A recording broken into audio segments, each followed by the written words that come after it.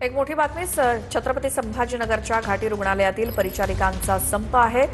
परिचारिकांच्या संपामुळे 8 शस्त्रक्रिया पुढे ढकलाव्या लागल्यात। प्रलंबित मागण्यांसाठी परिचारिकांचा हा संप सुरू असून प्रलंबित मागण्यांसाठी महाराष्ट्र गव्हर्नमेंट नर्सेस फेडरेशनचं हे आंदोलन सुरू आहे। विविध मागण्यांसाठी सरकारी कर्मचाऱ्यांचं आंदोलन सुरू आहे, त्यामध्ये परिचारिका देखील सहभागी आहेत।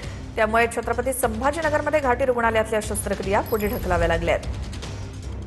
अधिक माहितीसाठी जाऊयात आमचे प्रतिनिधी ज्ञानेश्वर लोंढे यांच्याकडे।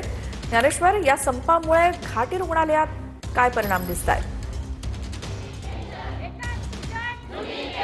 निश्चितच श्रोता, आपण जर बघितलं तर गेल्या 3 दिवसापासून छत्रपती संभाजीनगर शहरातील घाटी रुग्णालयातील नर्सेसने आंदोलन पुकारले आणि आज या संपाचा जे आहे ते 4था दिवस आहे। तब्बल 750 नर्सेस बर्दर जे आहेत या संपात सहभागी झाले, त्यामुळे जे आहे ते रुग्णसेवेवर सुद्धा मोठा परिणाम झालाय। मिळालेल्या माहितीनुसार 8 शस्त्रक्रिया पुढे ढकलण्यात आलाय आणि आता जे आहे ते शिकाऊ नर्सेसचे विद्यार्थी आहेत त्यांच्या माध्यमातून ही रुग्णसेवा पूर्ववत केली जाते। मात्र असं असले तरी त्यांना त्यातला असलेला ज्ञान, त्यातला असलेला अभ्यास यामुळे जे आहे ते रुग्णसेवेवर पुन्हा ताण येण्याची शक्यता निर्माण झाली आहे आणि प्रामुख्याने जे आहे ते जुनी पेन्शन योजना लागू केली पाहिजे अशी सगळी मागणी या कर्मचाऱ्यांची या आंदोलकांची आपल्याला पाहायला मिळते। खरं तर काल जे आहे ते सुकाणू समितीची बैठक मुंबईत झाली होती, मात्र त्यात समाधानकारक चर्चा झाली नाही, त्यात तोडगा निघाला नाही, म्हणून जे आहे ते पुन्हा हे जे कर्मचारी या ठिकाणी निदर्शने करताना आपल्याला पाहायला मिळतात। बिलकुल ज्ञानेश्वर, धन्यवाद या माहितीसाठी। तर परिचारिकांचा संप छत्रपती संभाजीनगरच्या घाटी रुग्णालयात